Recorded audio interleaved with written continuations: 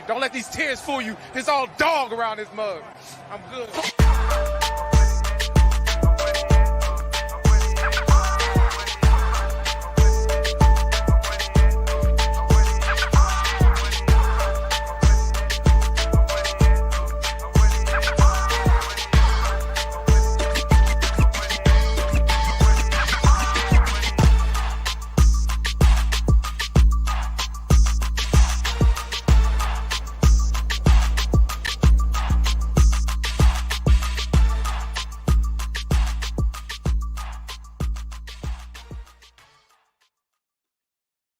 Hey, what's going on, Who Dat Nation? It is yours truly, TJ Jones. And yes, I am the host of the State of the Saints podcast. Thank you so much for checking out the State of the Saints podcast, where we talk New Orleans Saints. On this edition, we're going to be talking about offensive lineman La'el Collins, and should the New Orleans Saints consider signing the 6'4", 315-pound offensive tackle. But thank you all so much for choosing the State of the Saints podcast for your listening or viewing pleasure. No matter if you're watching this live, no matter if you're watching it at work or wherever you are right now, I really do appreciate your time. But let's go ahead and get into it, man. Let's talk a little bit about Lyle Collins. I'm pretty sure if you follow Louisiana sports, you know exactly who Lyle Collins is. Lyle Collins is a Baton Rouge native. He went to LSU. He was drafted in 2015 by the Dallas Cowboys. A lot of people thought that Lyle Collins should have been like a first-round pick, but of course, there was some trouble that he got into leading up to the NFL draft, which caused his draft stock to drop. He had to kind of work his way into the offensive line rotation of the Dallas Cowboys, but when he did, he was a solid starter. You know, he had some really good years for the Dallas Cowboys, got a big payday with the Cincinnati Bengals. The Cincinnati Bengals decided to kind of change up their offensive line to try to protect Joe Burrow. That Super Bowl year, that offensive line was kind of put together with paper mache. You know what I'm saying? It was a paper mache type offensive line. They just kind of just made it a little bit makeshift, but they decided to kind of revamp it. And Lyle Collins was a part of that. And he goes in there and he struggles a little bit. He has some of his lowest statistics of his career. And on September the 12th of this year, they decided to release him, the Cincinnati Bengals. So now he has an opportunity to sign wherever he so chooses. And there are a lot of teams that are acquiring the services of Lyle Collins. Some teams are the Dallas Cowboys once again. The New England Patriots were a team. You have other teams as well. But, I'm looking at the New Orleans Saints and I'm watching the game just like you, week 1 versus the Tennessee Titans. And it was pretty obvious that the offensive line struggled.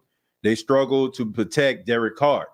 And as Saints fans, we know in order for the New Orleans Saints to be able to reach their full potential, to be able to make it to the playoffs, in order to make it to the Super Bowl, they have to make sure that they protect Derek Carr. And Derek Carr was sacked 4 times, and he took some very, very vicious hits. And we know it only takes one hit in order to change your entire season. I mean, ask the New York Jets. So when I look at the New Orleans Saints offensive line, I think they need some help. Now, some people probably will look at this show sight unseen. They probably hear the name Lyle Collins, and they probably think one thing.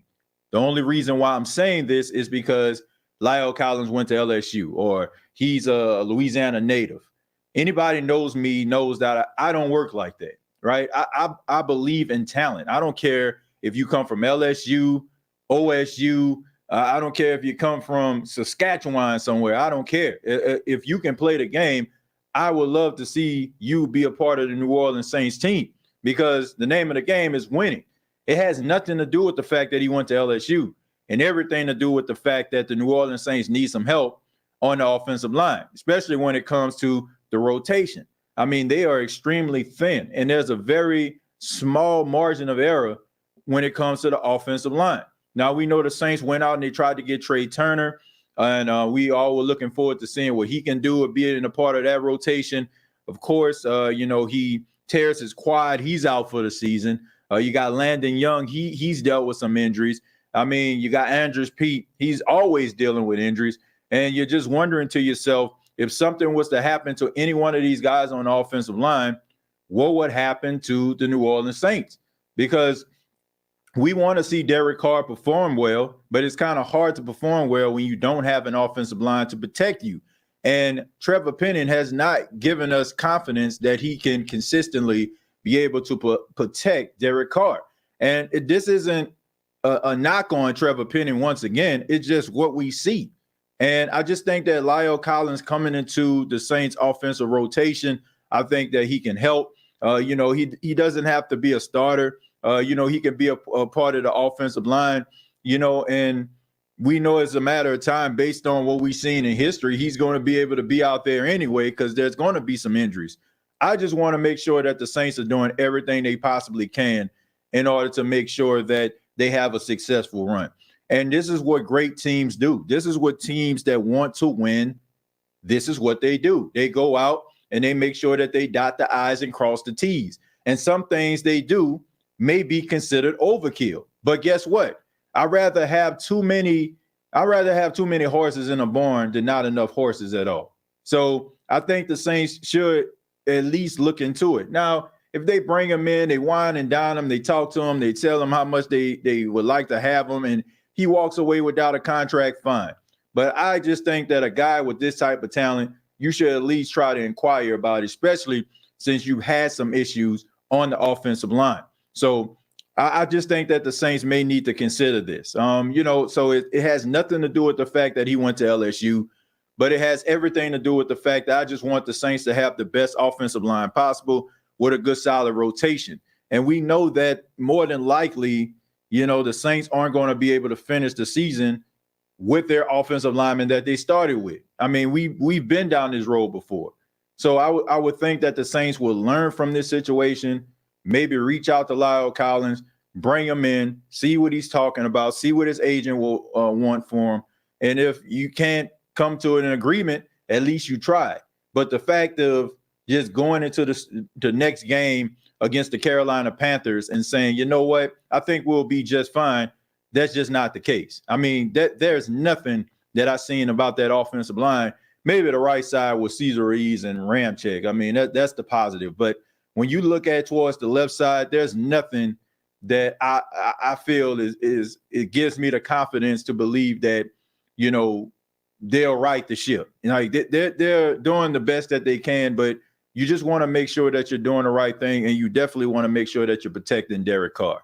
Let me go ahead and read some of your comments, and then we'll go on from there. Then I'll talk a little bit more about La'el Collins, and just also I want to talk a little bit about the Saints injury report, which is very, very positive, especially around this time of year versus, what it was last year. Let's see. Thank y'all so much for being here. I ask that you hit the like button on your way in. Shouts out to Jerry. What's good, TJ? How you been? I've been fine. Everything's good, man. Thank you for being here. Let's see. Signing Collins might be a good idea. Need more depth on the offensive line. That's what I'm saying. That's my whole point. It's about having depth on the offensive line, and just making sure that you have some solid bodies out there. And this guy's a proven starter. I mean, he started in a lot of games. He's been in a lot of high-profile games, and he can bring something to the table that he can contribute in a big way. And this guy isn't a slouch. Like I've heard and had conversations with people about him. Being damaged goods or him falling off. It's just amazing to me how people, create these narratives about guys. Like if a guy plays in the NFL for like 5 years, right? And he has 4 years of production. And then he has like 1 year where he probably dropped off a little bit. All of a sudden he sucks. Like I just don't understand people's logic. It's like they completely suspend a person's entire body of work.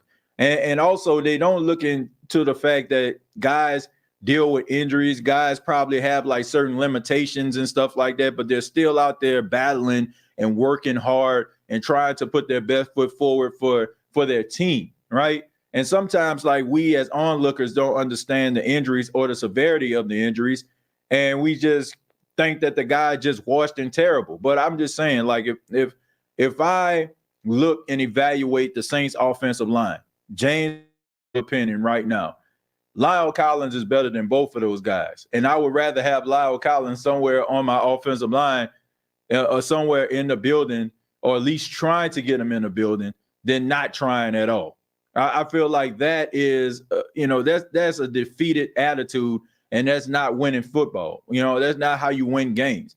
You want to make sure that you create the best team possible. You want to make sure that you get the best players possible. So if you can get a guy like Lyle Collins in a building, I say try to get him in a building. If it doesn't work out, and if it's way too much money or he's asking for too much that you can't give to him, then fine.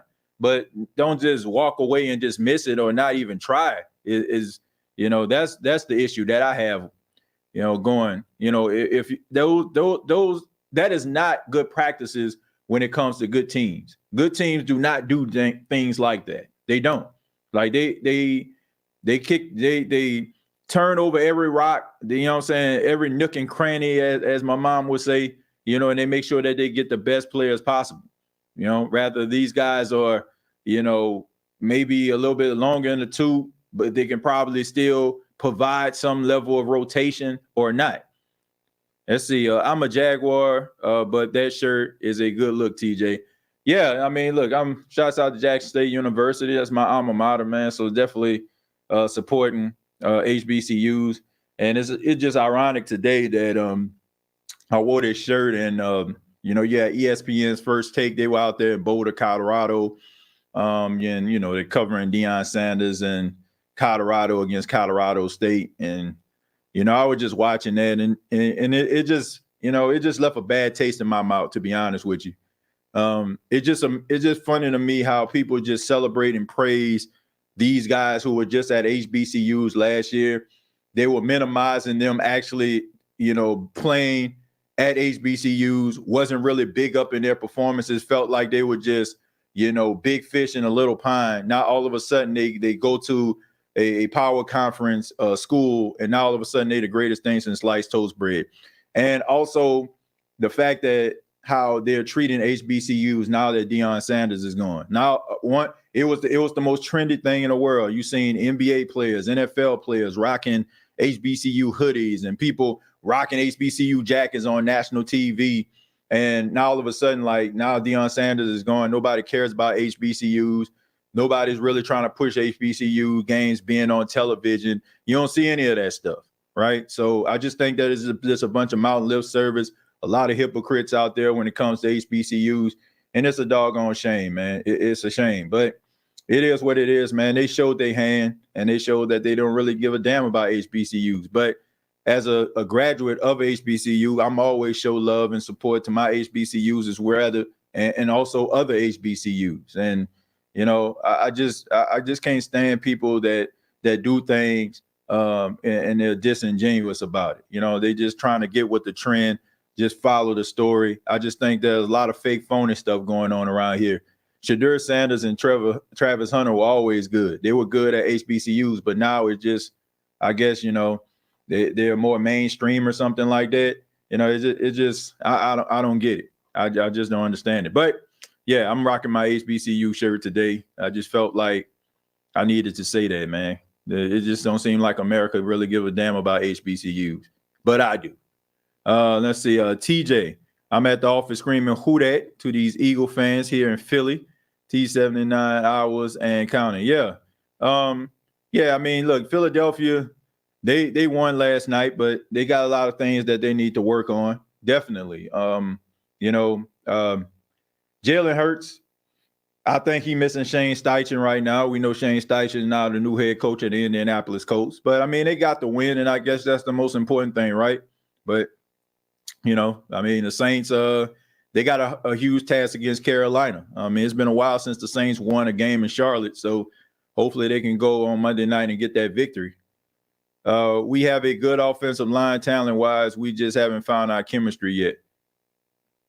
Let's see. TJ, as an HBCU grad, I find it funny how Wu-Tang and other celebrities are showing up in Boulder when they were persona non grata in Jackson. Well, I ain't going to say a lot of them weren't, you know what I'm saying? You had like people like Rick Ross at the game, rest in peace to Young Dolph.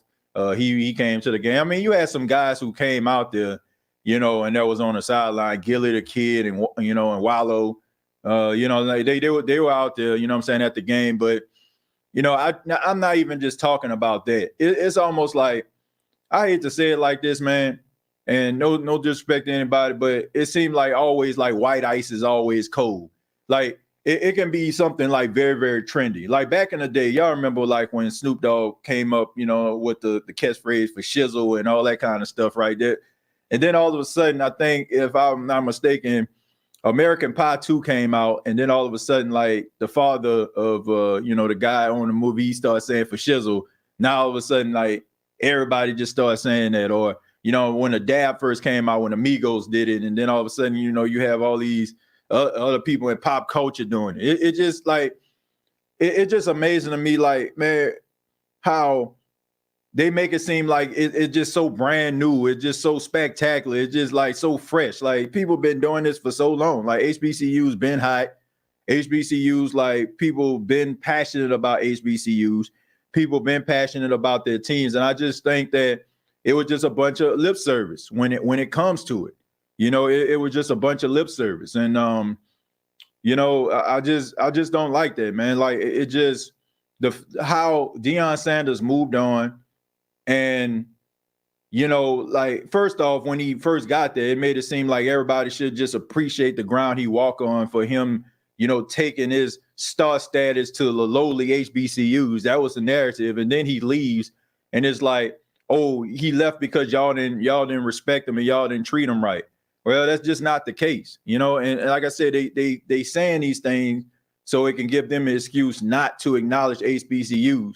So they want to make that narrative like HBCUs wasn't ready to evolve. Like, how about show more love for HBCUs? How about some of these networks giving the HBCU better platforms? How about them giving them better resources and better camera work and stuff like that when they do these games? I mean, if you're trying to find like a certain HBCU game, I mean, you basically got to crawl the deepest, darkest parts of the internet in order for you to find them. So if you actually really cared about it, I just feel like you would do more and not just say all these things. People want to sound all eloquent and make I have a dream speeches about how they feel about HBCUs when Deion Sanders was there. And like I said, it was just a trend. It was just a trend. And I just think that it's up to the people that went to HBCUs that have the real love and passion to carry the bloodstained banner for HBCUs, because for damn sure these people aren't. All they care about is some ratings, and to make sure that I can't believe it's not butter continue to give them money, when the commercial break hit, like that's all they care about. It's a lot of fake stuff going on, a lot of fake phony stuff that go on when it comes to HBCUs, and it's pretty obvious right now. Let me see. You ain't even going to address that, McCoy. Well, let me tell you, man. Look, it's a good offensive line. It's a good offensive line. You know what I'm saying? I'm gonna just leave it at that. Bring back Jarvis Landry to help in the red zone and special teams. Shaheed got butterfingers and it's going to cost us field position at a bad time. Yeah, you know what I'm saying? Like I just think that the offensive line definitely needs to get on the same page. Hopefully it can get on the same page and we can move forward. But, but right now I just think that you need more depth on the offensive line, especially like when it comes to guys staying healthy. A lot of these guys have been dealing with injuries, and most of these guys are going to continue to deal with injuries. So you got to make sure that you have a good rotation. That way, if something was to happen, it won't affect your playoff chances. Think Collins be a great pickup. I do too. TJ, it was the same dynamic when Elvis showed up in co-op, what Chuck Berry had already built in Southern America, love rock and roll. I mean, that's basically just how it works, man. I mean, it's all about trends. Like people just fall in love with trends. And, also, a lot of people like to dictate the narrative about certain things. I just don't like the fact that people just made it seem like HBCUs just wasn't nothing, you know what I'm saying, until Deion Sanders showed up. Look, people had love for HBCUs and still have love for HBCUs and always have. And once again, a lot of mainstream, you know what I'm saying, white media is just late to the party once again, you know, and that's just the reality of it. And some people just may, you know what I'm saying, may have a problem with that, but I do not care. Like, a lot of people just late to the party. And because they feel like they're late, you know what I'm saying, like, oh, the party didn't start and all, man, it's just like, man, it is I just have a problem with that. Like, I just have a problem that they giving these guys their flowers. All of a sudden they go to the University of Colorado. That shows you right there, like, what they did in their contributions to HBCUs. People feel like they're just meaningless. Let's see. TJ, you went to Whole Note University. Let's see. Love the show though. Keep doing your thing. I appreciate that. Thank you. DH, you lose your mind. LOL, right and over and nonsense. I love it. And let's see. Hoodie, what up, Big Easy? Hey, man, I do want to say this before we go to the next topic. I'm just going to be 100% honest with some people. You know what I'm saying? I'm doing this show right now, but part of me is a little bit upset, and I'm going to tell you why. You know, I started this show back in 2018, right? Anybody that been following me know my journey. Man, I started off doing shows, just voiceovers, slideshow type stuff. And I created this show, one show at a time. And I take a lot of pride in what I do. Take a lot of pride in the name of the State of the Saints podcast. I take a lot of pride in my content. I take a lot of pride in getting in front of this camera and giving you all every part of me. Anybody knows I don't do shows if I'm not motivated to do it. I don't care what's going on. But it really bothers me when people, like, take my content or, you know what I'm saying, try to, you know what I'm saying, take my content and come, you know what I'm saying, make it out as their own. And I've been seeing a lot of individuals, you know what I'm saying, or a few individuals that have been using my content. Now, I'm not, you know what I'm saying, like, trying to be a vicious person or a mean person, but I'm just asking, if you've been using my content, if you've been using my name, my image, my likeness in any way, I'm asking you to stop. I'm asking you to stop, because you have a lot of people out here using, you know what I'm saying, using the brand, and that's affecting my bottom line. So if you're doing it, I'm asking you to stop. Straight up, I'm asking you to stop. I ain't putting nobody on Front Street. I'm just asking you to stop, because the next time I have this conversation, people are not going to like it. You ain't going to like the response that I'm about to get. So I'm asking people to stop. Like, I work really, really hard to create my brand. I work really hard to create my content. And anybody that has aspirations or want to create podcasts or want to create content, you can always reach out to me. I will be glad to give you as much advice as I possibly can. But if I see you using my name, my image, my likeness, and I see it again, we're going to have a problem.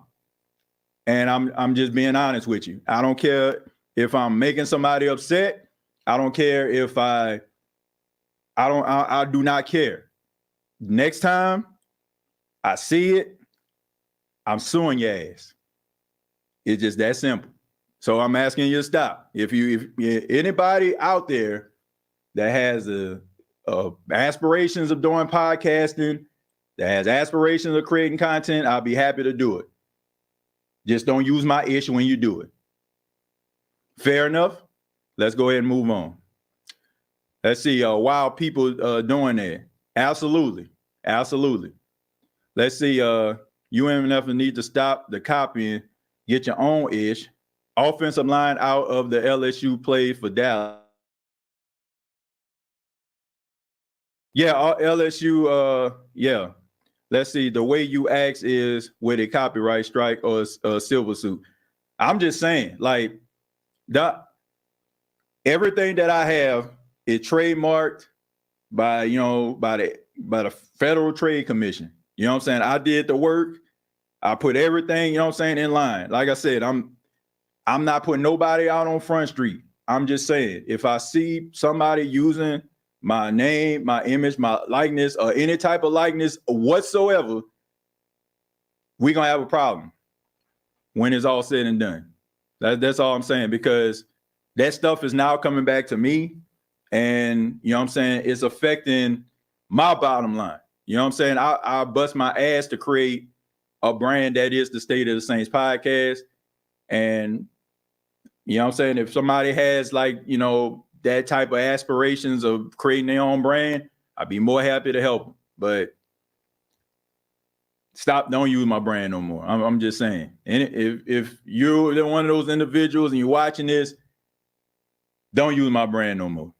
Nah, TJ, this is your show, and you have to make sacrifices to make things happen. Stealing content has become the new hustle. Lawyer up and protect your hard work. I have no problem with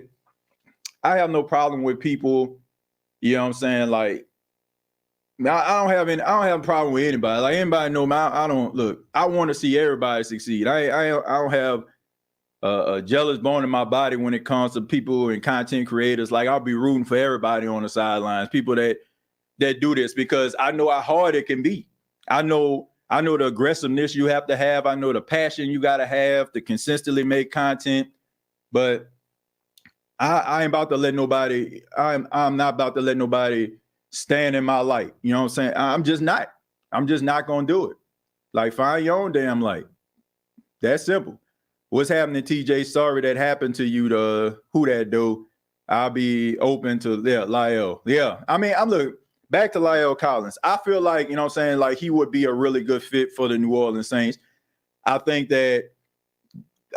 he'll be playing sooner rather than later. I think what you might want to start just having him a part of your rotation, seeing if he's okay with that, especially like him kind of working himself back into football shape, dealing with his injuries. And, you know what I'm saying, like, at the end of the day, you know, I just think that, you know, he has something to bring to the table. Seattle signed Peters. Jason Peters? They signed Jason Peters? Oh, man, I mean, look, that's not a bad pickup, especially, like, you know what I'm saying, you got Charles Cross out there, and you got Lucas out there, you know what I'm saying, some young guys that can be able to learn from a guy like that. But, I mean, you still got Taylor Lewan out there too, man, a former Tennessee Titan. I mean, he's still out there on the street. I mean, to me, nothing was really wrong with Taylor Lewan. I just think that the offensive line, they just wanted to do an overhaul out there in Tennessee. So, I mean, Taylor Lewan is still out there on the street, but I think more with Taylor Lewan, like, he'll be looking to start, like, right away. So that's one of those situations. If somebody, like, seriously get hurt and they out for the year or something like that, you'll probably want to look at a guy like Taylor Lewan. But there's some really good offensive linemen. I'm not saying that Trevor Penning can't turn a corner. I'm not saying that James Hurst, you know what I'm saying, is terrible. But all I'm saying is, at that particular position, at left tackle, there's such a small margin for error. Like, you just think about, like, what happened with Aaron Rodgers on Monday night. You know what I'm saying? Like, one, you know, whiff on a block, and the next thing you know what I'm saying, he's running for his life. And even though the sack or the takedown itself didn't injure him, him evading, trying to evade that defensive lineman is the reason why he tore his Achilles. You know, so you want to make sure that, you know, you're protecting your quarterback and them not taking no serious hits or anything like that. Let's see. Highly intimidated, highly imitated, never duplicated. Yeah, man, look, like I said, man, I take a lot of pride in what I do. Jason Peters went to high school with Jim Mora. You seen my last comment, TJ. I didn't see your last comment. Let me see. Did you see what I said? Plus, you gave me permission to do the State of the Saints reaction. I haven't even done one in a while, but every time I did, I always pointed people to your YouTube. Well, look, man, all I'm saying is, my name, my image, my likeness, I take a lot of pride in what I'm doing. You know what I'm saying? Like, that's all I'm saying. Like, I don't want anybody to be trying to, you know what I'm saying, like, take my content or take my name in order for them to try to elevate themselves. That's all I'm saying. I mean, it's just that simple. Like, I feel like, you know what I'm saying, that's whack. You know what I'm saying? That's corny. You know, like I'm just being serious. Like, I just think, look, I don't, you know what I'm saying, when I'm doing, that's like me saying, like, okay, doing New Orleans football or something like that. Like, should the Saints sign Lyle Collins, New Orleans football? Like, what would people think? They'll think that this New Orleans football, but it's not. You know what I'm saying? So I don't know. Like I said, man, it's just some people out there. I'm peeping game, and also I'm starting to notice some ish, and I'm not a real big fan of it. I'm just gonna leave it at that. Let's see. What are your thoughts on Derek Carr? What do you think his ceiling is with this team? I think that Derek Carr did a good job, all things considered, with his offensive line. I think that, a lot of the decisions that he made were smart decisions. I know some people had an issue with him holding on to the ball too long, but based on, looking at that all 22, nobody was open, and he was just trying to make a play. The interception, I don't think he really seen that safety coming underneath. But all in all, so I think he did a serviceable job. I think that, people that were more fans of Jameis Winston probably would expect for him for a 400-yard, 4-touchdown performance. But if you look at the Tennessee Titans, or you've been following the Tennessee Titans for X amount of time, like, that they have a really good, solid defense. And as far as their run defense is like top notch, you know what I'm saying? Like, you're not going to really run on them. So there's a lot of talent. But all things considered, I think that he did an outstanding job. If I'm giving a grade from an A+ to an F, I'll probably give him like a B- or something like that, But based on that offensive line, you can easily probably give him a B, because the offensive line really didn't help him in some areas. And I think that if you didn't have a veteran quarterback that had that type of skill set, that type of ability, you probably would have lost that football game. Let's see. TJ, I totally agree. DC is not a spring chicken. We have to protect him. Yeah, you got to protect him, man. You got to make sure, even though, he can still move around in the pocket, he scrambled for a couple yards, which that's a good thing to, to have a quarterback that go out and try to get some extra yards if necessary. He's not just a statue back there, but he is a pocket passer. So you got to make sure that you're protecting him at all costs. It's easy. Whoever doing it, the man asks you to stop, so stop. If Carr wants to force it to somebody, you can do that with Michael Thomas. Look, I don't think any quarterback wants to just force the football out there. And honestly, I don't think that's winning football. That's not winning culture, for you to be trying to force the football down the field. I know there was a little confrontation between Jalen Hurts and A.J. Brown on last night because A.J. wanted the football. But, Devontae Smith was wide open. He was winning his matchups. And A.J. Brown, being the number one receiver, demands a double team. And, sometimes you got to be able to throw the ball to other guys. That's kind of what happened at the beginning of the game. Chris Olave was being doubled. Michael Thomas was one-on-one. Michael Thomas was winning his matchups, and the defense rolled accordingly. And then when the defense rolled to Michael Thomas, Chris Olave started eating. So you want to be able to make the best decisions possible more often than not, and not try to force it. So even though you probably got star guys who probably going to go out there and make plays, and they probably, on that level where, Megatron, Calvin Johnson was, or even a Randy Moss. But you want to be able to get guys involved. And if you start getting guys involved, the defense has no choice but to try to roll some coverage their way in order to stop the bleeding. So it's not about forcing the ball. It's about making smart decisions. Let me see. I haven't done SOTS reaction in like 4 months, but out of respect, I won't do one again. Well, look, I'm over. I said what I had to say. Anybody that feels that way, like I said, I'm just asking people to respect my my content. That's all I'm saying. I'm just asking people to respect my content. I have no problem. I have no problem with SOTS reactions. I have no problem with people, you know what I'm saying, like critiquing or saying things, saying things about the show. If they disagree, I have no problem with that. I don't. But I do have a problem with people trying to, you know what I'm saying, like take videos and make it, you know what I'm saying, make it out like it's a video from me. You know what I'm saying? Like I said, it's I didn't, like, to be quite honest with you, I didn't even, you know what I'm saying, somebody brought this to my attention. You know what I'm saying? And the person that brought it to my attention is a person that is, you know what I'm saying, like a person that I'm collaborating with. And, you know what I'm saying, I'm just saying, like, I'm just asking people to respect, you know what I'm saying, respect my content. That's all I'm saying. Like, I don't care about people like, man, I heard this on the State of the Saints podcast. TJ said this, I disagree. Fine, I don't care, man. But I have a problem with people trying to make their videos come off like it came from me or it's a representation of me. Like I said, I mean, I ain't trying to sound, you know what I'm saying, like big time or like I'm a, elitist or something like that. But man, I take a lot of pride in my content, and I built this brand, I built the channel one video at a time. And like I said, I'm just asking people to respect my content. So if you feel like, it was wrong, or you feel like, you probably did this, I'm asking you to stop. That's all I'm saying. Let's see. I have Carr on my fantasy. This guy arguing with me says Jared Goff is better.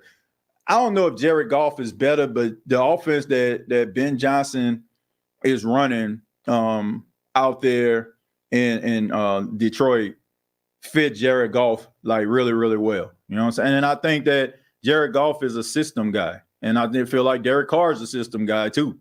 So honestly, they kind of like on an equal playing field, if you ask me. Now, you can say Jared Goff has had more success because he's been to a Super Bowl, multiple playoff victories. But I think they kind of like on the same playing field. Like, I feel like if the Saints was to sign Jared Goff, I think you'll probably get like the same thing you're getting for Derek Carr. I think they both are really smart quarterbacks, really good arm talent. So, that's the way I feel about it. Bro, chances is not just stop commenting. Jesus. Let's see. I feel like Derek Carr can be a top 10 quarterback. I think this year he can be a top 10 quarterback, and hopefully, this is one of those trends that, work in the Saints' favor. I mean, if you notice, like, okay, Tom Brady signs with the Tampa Bay Buccaneers first year. He goes to the Super Bowl. They win it, right? Matthew Stafford gets traded to the Los Angeles Rams. First year, he wins the Super Bowl. I'm hoping that this trend continues to go in the Saints' favor because now the Saints got Derek Carr.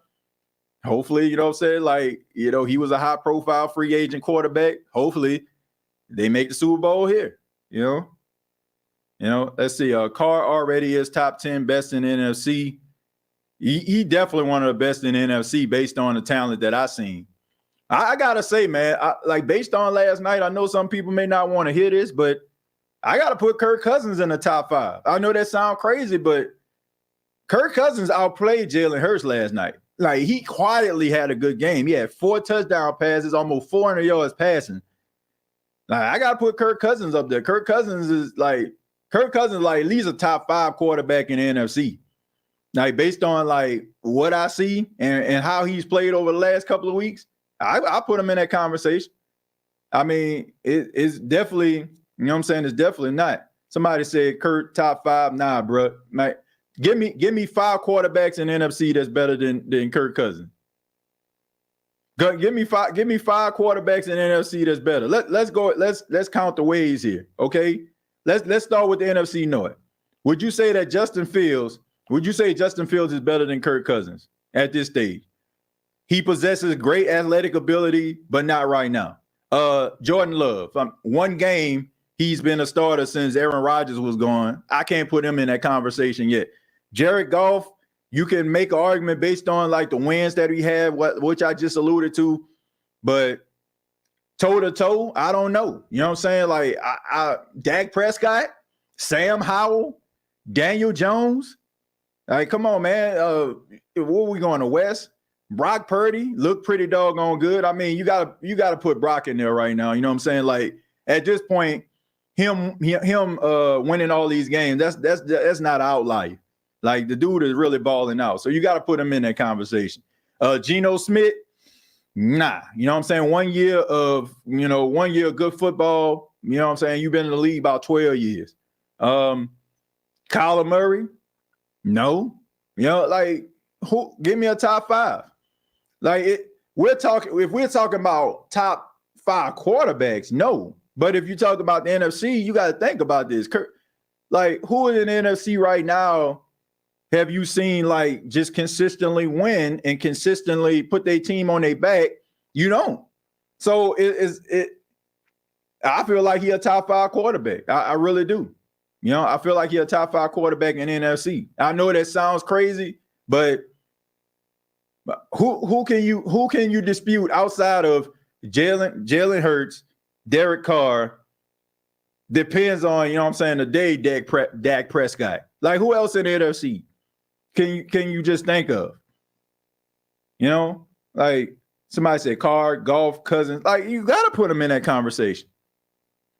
You got to put them in that conversation. Like I said, it's so paper thin. Like, and I want people to understand, it's not saying much. You know what I'm saying? Like, if this was the AFC, they would be having a conversation because you got all those talented guys. You got Mahomes, you got Burrow, you got Herbert. You know what I'm saying? You got all these different guys in the AFC. But in the NFC, it's so thin. You know what I'm saying? Like, all these quarterbacks are trying to establish themselves as, you know, as a top quarterback or elite. So it's not really saying anything, but you got to put them in a conversation. Like, I don't see 4 better quarterbacks than Kirk Cousins in the NFC. I don't. I do not. Fields is not better. Prescott is not better. I don't see it. I don't see it. I think that outside of Hurts and Carr, he's third up. Yeah, that's what I'm saying. And as Saints fans, man, you got to give a dude credit because, like, there's been some games where Kirk Cousins has played the Saints and he's outplayed Drew Brees. Like, I'm going to be honest. Like, that game in 2017 when the Saints came back with like 5 minutes, Kirk Cousins played really good in that game. The game in the wild card game, you know what I'm saying, that they had. Like, he made some really clutch throws. Like, I'm not one of the people that just going to sit up here and poo-poo. Now, we can have a conversation about his primetime record and, you know, stuff like that. Okay, you got me there. You know what I'm saying? He's lost more primetime games than one. But to say that the dude, like, is terrible, nah. You know what I'm saying? Justin Jefferson became Offensive Player of the Year. Somebody had to be throwing him the football. You know, so I would put him in a conversation of a top 5 in the NFC. I mean, like I said, it's not saying much because the NFC is so thin at quarterback when it comes to top tier, but you still got to put him in that joint. Still got to have that conversation. I'm going to take a few more of them and get up out of here, folks. Says Cousins has an elite receiving corps. He's top 5 in the NFC. Yeah, I mean, but you also got to think about it, Evan, when he was out there with the Redskins, now known as the Commanders. I mean, he was making throws then. And who was he throwing to? You know what I'm saying? A old over the hill Santana Moss. You know what I'm saying? I think he was still out there, was he? You know what I'm saying? Like, if he was, I can't remember. Like, who was he throwing to in Washington? You know what I'm saying? I think Terry McLaurin, I don't think he was in the league. If he was, he probably only played maybe like a year or two. Like, Kirk Cousins, man, like, he's serviceable, man. I know people, like, look at him and he just say how he chokes in big games and stuff like that, but he a solid quarterback. He a solid quarterback, man.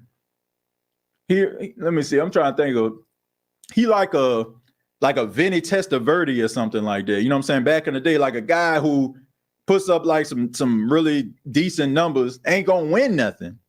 But he gonna always keep your team in the game, and you know what I'm saying? He gonna put up numbers that look solid enough for you to be getting off his case.